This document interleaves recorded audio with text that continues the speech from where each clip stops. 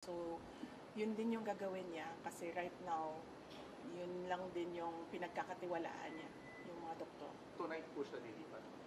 Nag-aantay siya na kanyang discharge and clearance. Yung contempt order kay Atty. Zaraika Lopez, dapat po matatapos yung today. Ano pong balitan? Na-extend po ba or hindi na, nag-lapse na?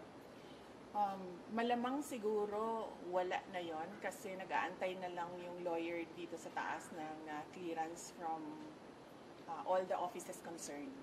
So, likely baka considered as nag-lapse na yon. But ang gusto lang talaga ng lawyer is merong document na nagsasabi na cleared na siya.